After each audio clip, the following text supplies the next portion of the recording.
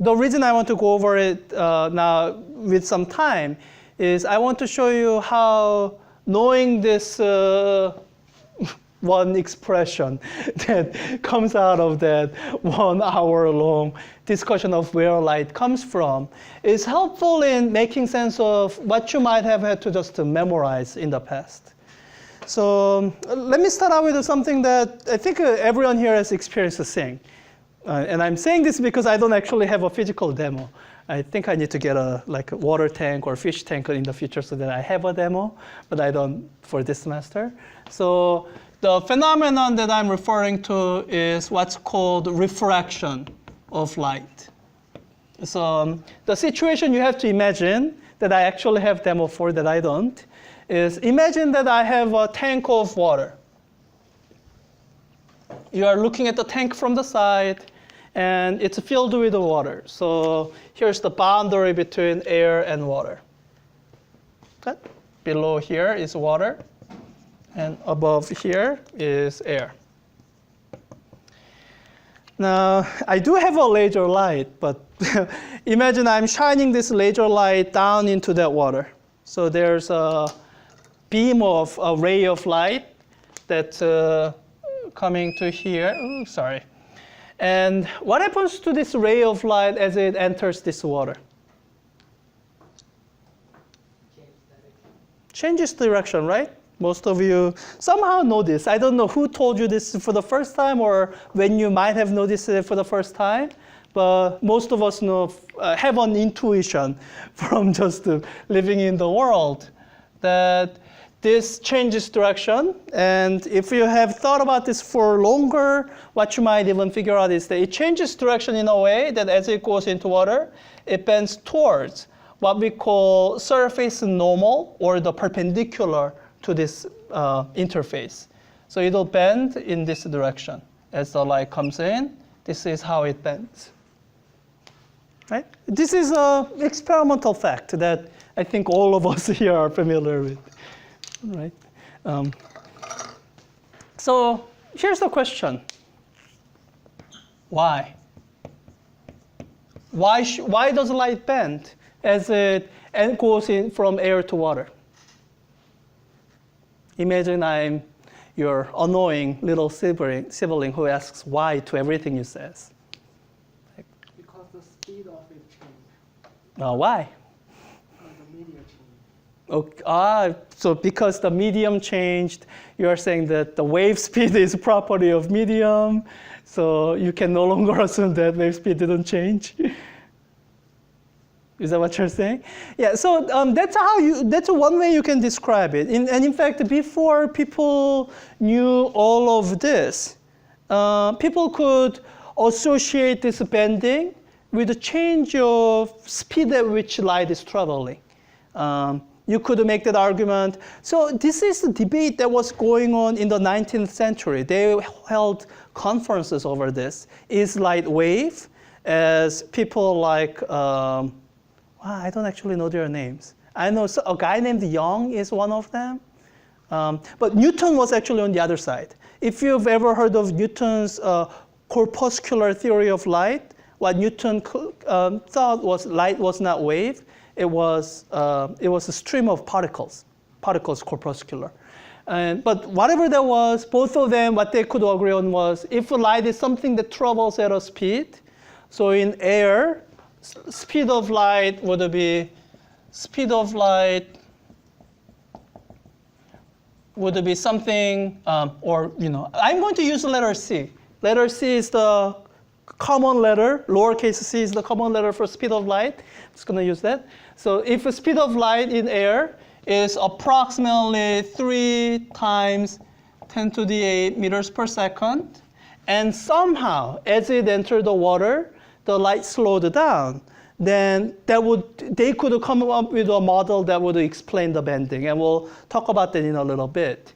So the one answer to why was, well, speed of light. So this is the speed of light in air or in vacuum. Speed of light in vacuum and air are very similar. You can look at it in your textbook. They are very similar. And what they would say is that speed of light in water was somehow different. If I give a letter V to this, I don't know if I remember the water number off the top of my head. I have to, it's not quite 2 times. Let me just, it's gonna be a little bit off, but let's say it's about 2.3 times 10 to the 8 meters per second. So, so based on, this is what you might call phenomenological description. I don't know if you've heard or seen this word before. Anybody here? So this is, I think, how you spell it. Phenomenological. I think that's the right spelling. I mean, it's coming from the basic root word phenomenon. And when someone says a particular theory is a phenomenological theory, like what do I mean by this word?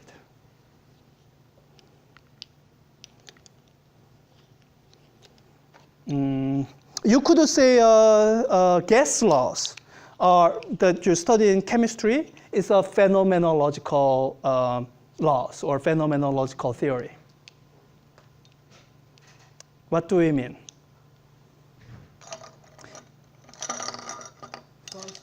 Based on experiment, we see some phenomena, and then we try to come up some theory to explain it. Yeah, you start out with the experiment, and you come up with some model, any model, to fit to that theory. And this would be a kind of a phenomenological description of refraction of light. You see the light refracting, and you think, hey, if the speed of light was different here, I don't know if it is, but if it were, that would explain it. So based on that, you can sort of assign a phenomenological constant or quantity. And how many here heard the phrase index of refraction? Like that everyone has heard of, right? That's what index of refraction is. It's an experimentally determined quantity. And the way that index of refraction is defined, index of refraction, we usually use the letter N for it. Don't ask me why. It's defined as the speed of light in vacuum, C, divided by speed of light in whatever medium that is. So these two quantities are the ones that go together. This V is some kind of property of the medium, speed of light in the medium.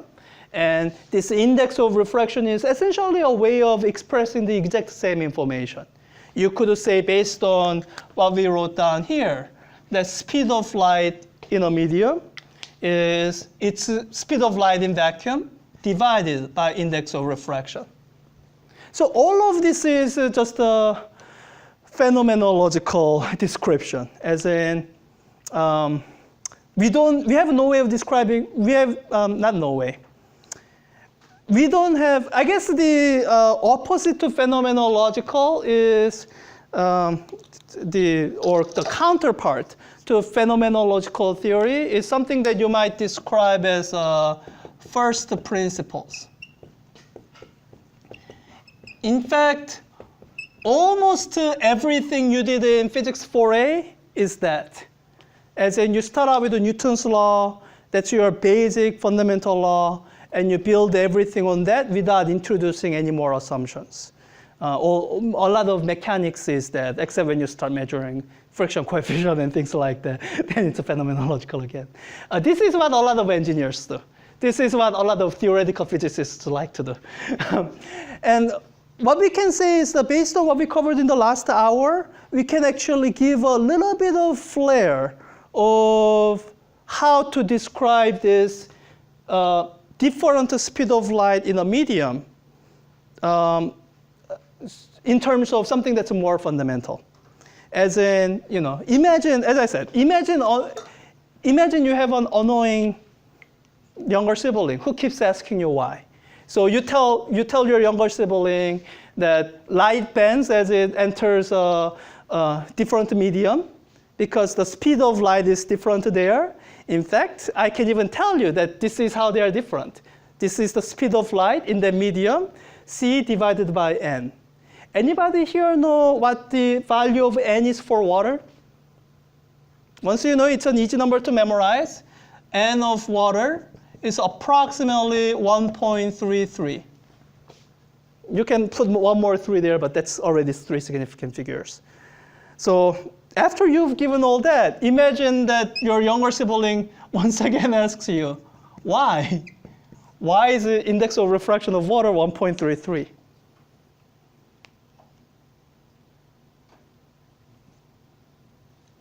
This is where we can look at this to have a bit of a more conceptual basis. That's not simply saying this is true because we know it to be true. Why is it true? Because it's true.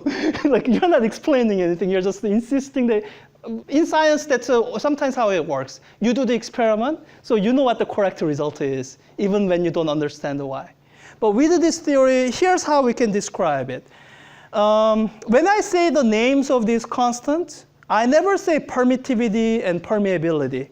I always say permittivity of free space, permeability of free space. Why?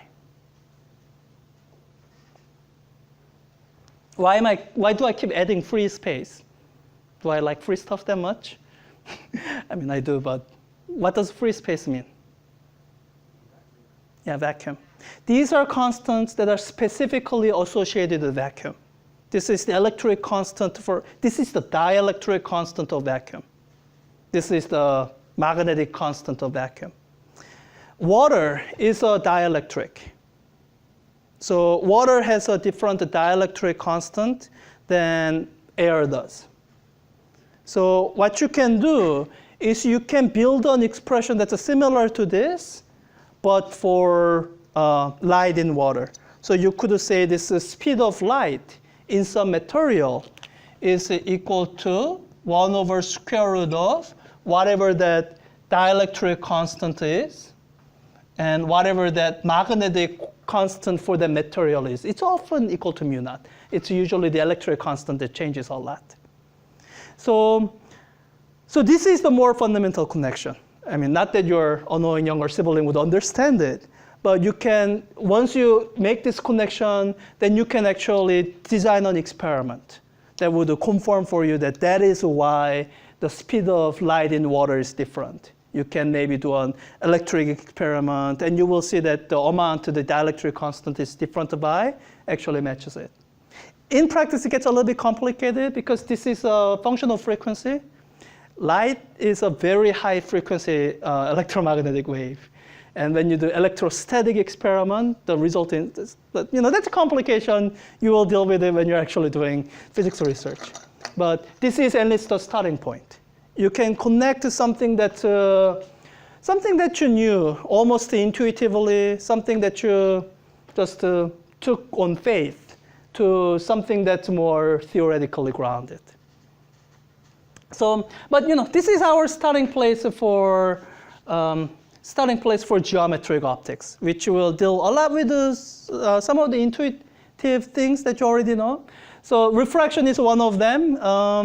So let's see. I want to make sure I cover everything in order. So index of refraction is one of them. We just covered. Index of refraction is defined as speed of light in vacuum divided by speed in the material. So if we are labeling things, call this medium 1, then speed in medium 1 and index of refraction of medium 1 are related this way. I feel like we are still on refraction. Oh, one more thing to cover. Anybody here know how what law? If someone remembers from maybe high school physics, tell me the name of the law that tells you how much this bends. It equals sine something, right? It involves sine. I'm looking for a name. Here's the reason I'm looking for a name. If you know a name, you can Google it. That's why names are useful. Anybody remember the name? It's a kind of funny sounding name. Sounds like a bug. Well, maybe it's not a bug. What is it invertebrate? Who here knows a lot about snails? So it's not Snell's law. Yes? Yeah, Snell's law. Let me spell it. So once again, Snell's law, you could look at it as a phenomenological law, as in people, people found that this is somehow just worked. But we can actually justify Snell's law based on our understanding of light as a wave. So this is what Snell's law says.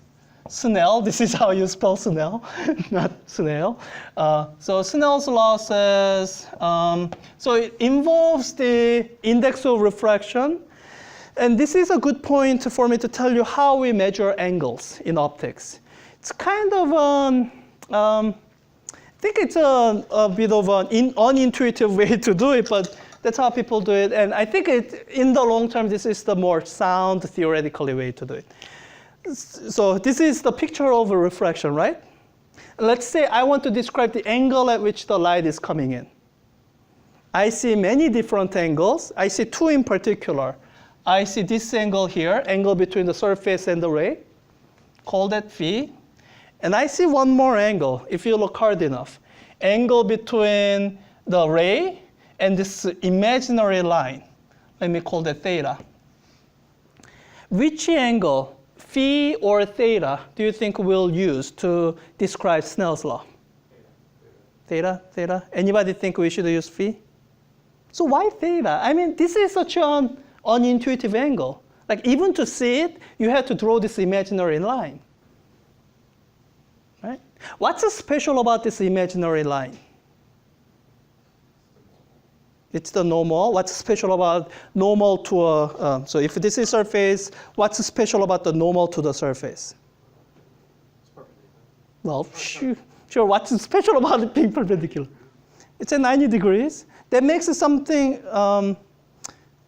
so let's see. This is something we were dealing with in physics 4B. Let's say you have a plane and you want to describe the plane, direction of the plane. If you wanted to associate a single vector to describe the direction of this plane, can you do it with any vector that's within the plane? No, right? So if you want to use a single vector to define the direction of the plane, that's where you use the normal. That's why this imaginary line that I drew, it's actually pretty special. When you think of this as a three-dimensional thing, there's only one line I can associate with this entire plane. So the angle between this normal or perpendicular and the ray, that's the special angle. That's the angle we are going to use to describe the direction in which this is coming in. Yeah? So that's one kind of an unusual, unintuitive thing that I have to go over. Because a lot of people, if you just got thrown into this without this auxiliary figure, you would guess that you measure this angle, and no. You draw this auxiliary figure, and you measure this angle. That's what you need to do. So I can label theta 1, and let me actually use theta naught and theta 1. So I'm using the subscripts to sort of separate out, this is the medium 1, and this is medium 0, or vacuum. And this is what Snell's law says. We do these descriptions of angle, we do this index of refraction. So I mean, if I'm being completely thorough, index of refraction of air is approximately equal to 1. It's like within a factor of, within 1 part in 1,000, it's equal to 1. So Snell's law says that this combination of quantities is constant. Index of refraction times sine of theta naught, that this particular combination of quantities that only involve quantities in one medium is constant as light goes through a boundary. That means the way it's usually given is this is equal to n1 times sine of theta 1. But the reason I wanted to highlight this first was imagine you had a third medium, and here's medium 2, and then it refracts again. then you can actually simply chain them together. You can say, and this is equal to n2 sine theta 2. So this is Snell's law. You might have seen it in high school physics. Well, I guess if you had an annoying sibling who kept asking you why, at this point you don't really know why. Like, what do you mean why? That was in the textbook. And in a little bit, I actually want to look at this refraction picture with a picture of the wave in mind, and actually derive that it has to work out this way for things to make sense. Let's just go over one last thing. I have this up here so that I don't forget something. I covered the refraction, covered this. Oh, I didn't cover reflection. So when you have some light that's going into a material, oh, I think I can actually do it with a beaker.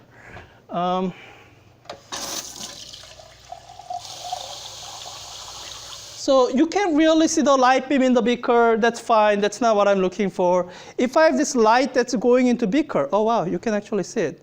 Let me have the water calm down first.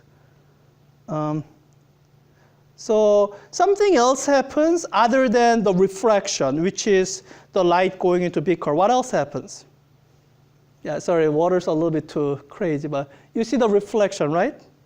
Yeah. So on a smooth surface or smooth-ish surface, as you get the refraction, you will also get reflection. You'll get a reflected, what color haven't I used? You'll get a reflected ray that goes roughly in this direction. So I can also describe the angle for this reflected ray. I guess I'll describe the same way I've been describing. This angle here, angle between the light ray and the surface normal. And this reflected ray, theta r. Does anyone here know intuitively how this relates to other things? Yeah, this angle of reflection is equal to angle of incidence, right? That, like, you know, when you hear that, that sounds familiar, right? As if you've heard this somewhere, or it just makes intuitive sense that this theta naught is equal to theta r. Like, it sounds true. It's like somebody telling you 1 plus 1 is equal to 2, or 1 plus 4 is equal to 5.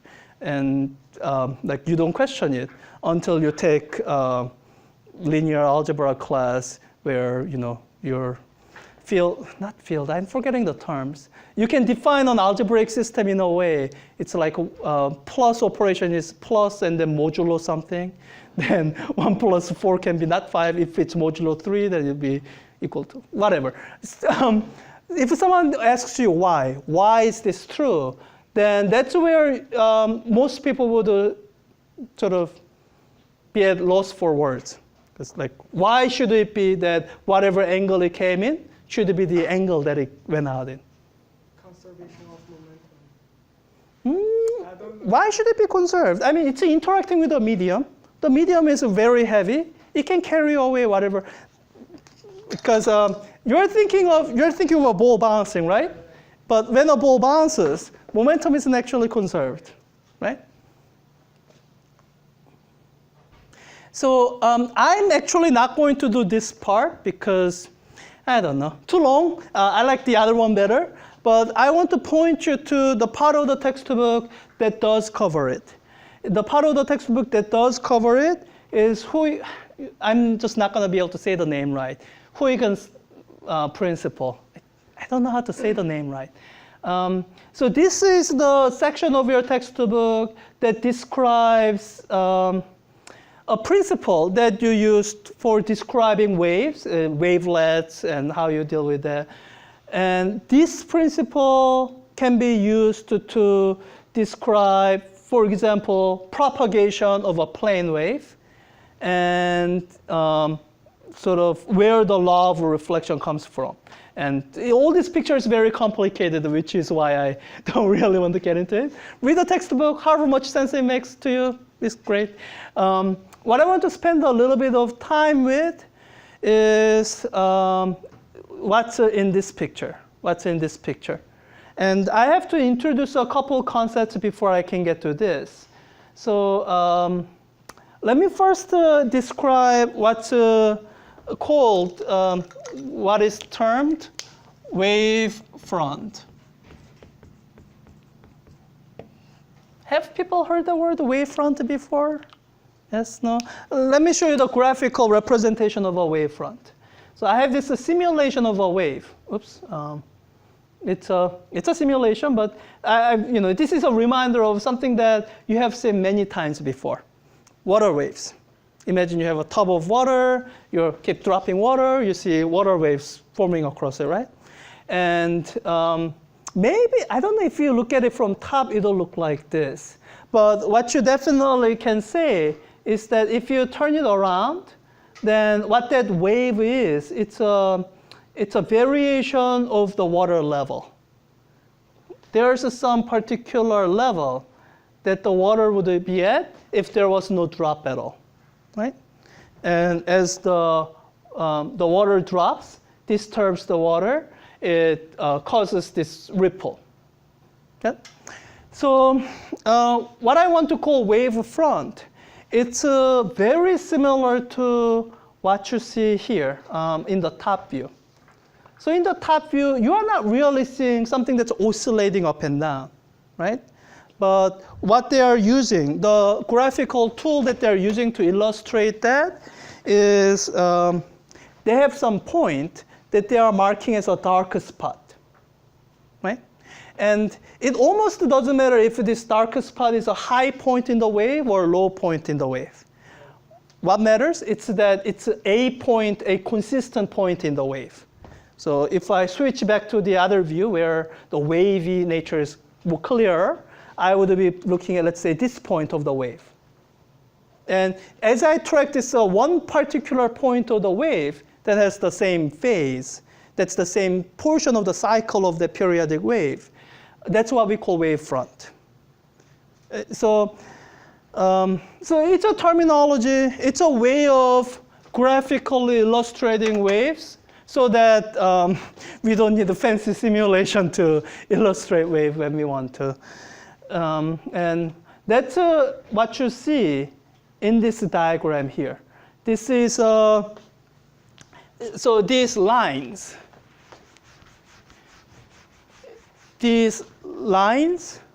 are representing a wave front.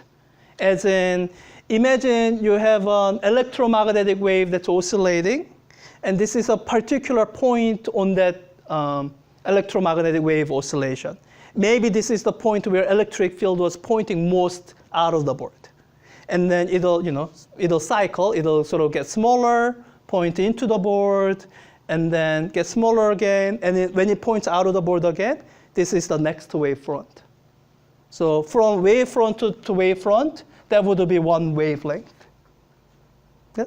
So that's the graphical tool. And I guess, 15 minutes. Oh, that's more than I thought. I guess since I have this picture from the textbook, might as well use it. So this is the drawing. Oops. How do I get rid of it? I don't know if. I want to get rid of the top while zooming in. I don't know. Oh, I know what I can do. Because this is an open book, I can do things like just copying image address, just displaying the image. Commercial textbooks makes that really hard for you because they're trying to prevent you from copying. Then you don't worry about it. Actually, it's a better product. So this is an illustration of that. Let's take a little bit of time just dissecting this picture. Some portion of it you are already, you can guess what it is. You can guess that this is the ray of light, and this is the ray of light bending as it goes into water, right? These wave fronts, they take a little bit of more explanation. So this wave front picture is added to imagine you have not a very narrow ray of light, but imagine this is more like a flashlight that's covering a wide area that's just coming in. So I could take this picture and just draw it parallel side to side. So this is all the bunch of rays that are in that wide beam. And I can illustrate that beam with its propagation direction, or I can illustrate that with this wave front. If we are dealing with a plane wave, as in wave as it's moving, the only direction in which electric field is changing is the direction it's moving in. If you go in any other direction, the electric field remains the same. Then this is the set of points which have the same electric field. Oops, sorry, I'm using wrong color.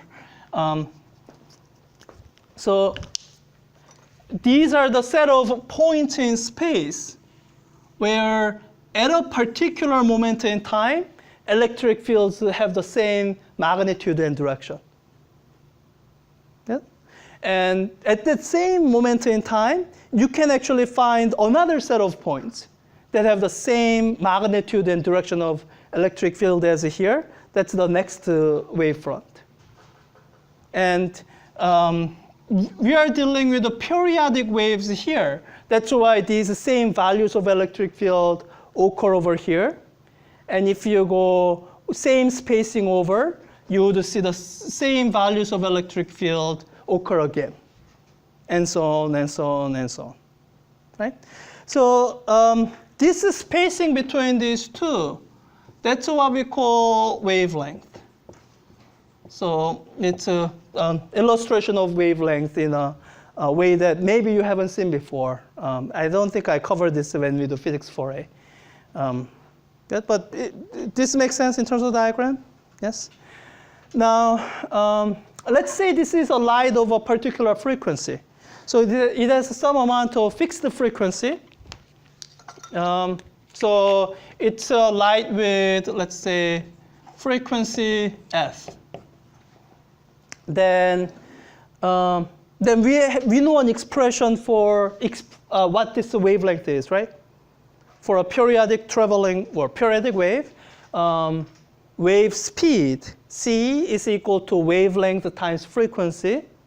So if you solve it for wavelength, that ought to be equal to wave speed, c, speed of light in vacuum or air, divided by the frequency. That's the wavelength here. Right? As this light enters a different medium, what changes? Does the frequency change? No. The assumption, yeah. So in most cases involving optics, the assumption which is true most of the time is that frequency is determined at the source. If I have some charge that's oscillating at 1 hertz, and that's producing an electromagnetic wave, then as this light goes through many other places, it's going to remain oscillating at 1 hertz. One exception that will come later is something called the Doppler effect, but let's not worry about it now. So the frequency at the source determines what the frequency will be here also. So as you look at this expression, if we are saying frequency of light doesn't change as it enters water, can the wavelength stay the same? No, right? Because the wave speed is decreasing. So if frequency is the same, then the wavelength must be smaller. And that's what this picture is saying. Plus one additional condition that I hope you will find intuitively true in a rigorous way, not just I know it to be true. And that's this. So imagine that we are obstinate and we insist that this light is going to keep going straight, not bend, right? Then this is the difficulty that you see as you kind of draw what how the light looks like. So the ray, whether you draw it straight or bent, doesn't look like anything's wrong yet. So the inconsistency comes in when you draw the wavefront. So I have these wavefronts in air, right? Let me draw just one more here. So these are the wavefronts in air.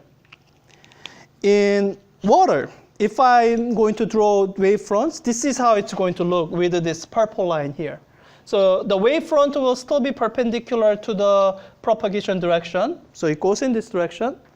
Now, if I connect it this way, that's wrong, because then I'm saying that the wavelength here is same as the wavelength here.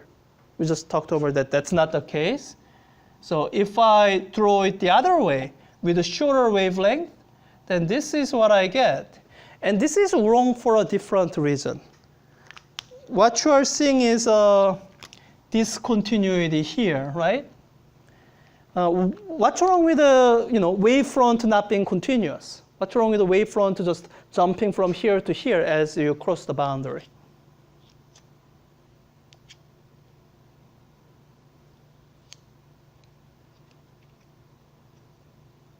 All things we get is a continuous function. Yeah, I think that's a good starting point. In physics, whenever you see something that's discontinuous, the first thing you should be is suspicious. Sometimes that can happen. In fact, in quantum mechanics, sometimes you'll see when something is discontinuous. But anything that's discontinuous, as a matter of presumption, it's unnatural. You don't usually see that in physics. Here, the way you might justify this, based on knowing that these are based on electric fields, is discontinuity in wavefront represents discontinuity in electric field. The value and direction of electric field here is in some direction. And as you cross this boundary, the electric field is suddenly changing. And if you've done application of Gauss's law in an upper division setting, you would notice that that corresponds to having some charge density here. And I did not want to deal with the charge density here. I'm not dealing with the static electricity. So this is a rule that we use in optics. The wavefront has to be continuous as you go across the boundary. That's the rule. And it's a rule that you can justify from basic electrostatics or basic electromagnetism. So these are the two conditions we have to meet simultaneously. Simultaneously, we have to be able to say that we have to be able to set the wavelength is shorter here. And where the wavefronts join at the surface, they join. They are not discontinuous. And the picture that you draw on here is the only way to meet both the requirements simultaneously. Because if you say, as the light comes in, it bends, now you can draw these wavefronts with visibly shorter wavelength, but because it's at a shallower angle, by the time they come to join here, they join in a way that they are not discontinuous. Okay? So now that you have this picture, now you can figure out Snell's law, or at least you're supposed to be able to figure out Snell's law. Let me see if I can. Let's see. I think these two labels are supposed to be useful. So t is the period, v times t, that gives you the wavelength. All right. I feel like what I should use is, be able to use is, sorry, I didn't work this out beforehand. So this is the segment that both the sides share, right? So I think I need to be able to set this segment represented using the quantities here is equal to this segment represented using the quantities here. So let's try that. And I do know the quantities that I'm eventually going to use. So this is the angle theta 1. This is the angle, oh wait, they already labeled it. Why is it so far? Well, this is angle theta 2. I'll use this. All right. So this is, You use geometry more in this class in any of the other physics classes. Geometric optics. We call it geometric optics for a reason. You're going to be using geometry more. So if you go back to doing geometry, by the way, I find it difficult to teach geometry. There's no systematic way to do it. You just keep drawing auxiliary figures. You keep labeling things until you figure something out. And I think that's the only way I've been able to approach geometry, and that's what I recommend. So I'm just going to keep labeling things until things start to make some sense. Let's see. So what I do know is that this should be perpendicular because it's a wave propagation direction and the wave front. They're always drawn perpendicular. That means this angle here is 90 degrees minus theta 2, right? I know this is also perpendicular. So that must mean this is theta 2. Yeah? Okay, I got theta 2 in the triangle that I kind of wanted it to be at. Yeah? And I need to get theta 1 where I want it to be at. I guess I can go through something similar. Let me do it in different colors so that it's less confusing. This angle is 90 degrees minus theta 1, right? I think this is a right triangle. This is a right triangle, as in this is 90 degrees. So this plus that is 90 degrees, meaning this angle here is theta 1. Everyone good? Okay, I think I actually have everything now. So for this right triangle here, I know this leg, that's V1t. So, and I know one angle here, so I can express the hypotenuse. The hypotenuse here is, so this is the opposite side over hypotenuse. So let me write it down that way. So opposite side, V1t, over the hypotenuse, let me call it capital H, is equal to sine of theta 1. Let me write down a similar expression for the other right triangle, for this right triangle here. So, wait, is this one adjacent? I don't like that. No. So the side that I know is this side. It's the opposite to theta 2. Good? So I can say opposite side, V2 over t, V2 times t over the same hypotenuse. So I'm using the same letter h, is equal to sine of theta 2. And this is how you derive Snell's law. There's one other way to do it, but well, this is one way to do it. So each of these expressions, we are going to solve it for h, the hypotenuse. So this becomes V1t over sine theta 1 is the hypotenuse. And this expression becomes the hypotenuse is equal to V2t over sine theta 2. So we just say these two are equal to each other and skip the hypotenuse. Once you do that, then you can get rid of a lot of arbitrary quantities, like the time period t. Because in the end, we want an expression that doesn't depend on frequency or wavelength. So far, this is what you have. V1 over sine theta 1 is equal to V2 over sine theta 2. Then you recall back to the definition of index of refraction. Because when you're talking about the actual speed of light, it's such a large quantity that you don't ever really want to be dealing with it all the time. So using this, let me say V1 is equal to C over N1. So I'm going to do the substitution for both of them. So V1 is going to be C over N1. And V2 is going to become C over N2. So the numerators cancel out. It's 1 over this is equal to 1 over that. You could just say the denominators are equal to each other. And you get N1 sine theta 1 is equal to N2 sine theta 2. So that's one way to explain or derive Snell's law.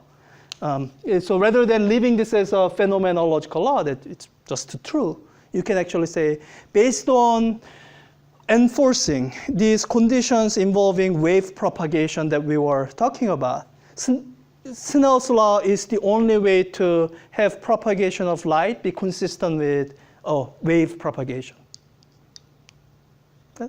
Yeah, so that's I guess that's all we have time for.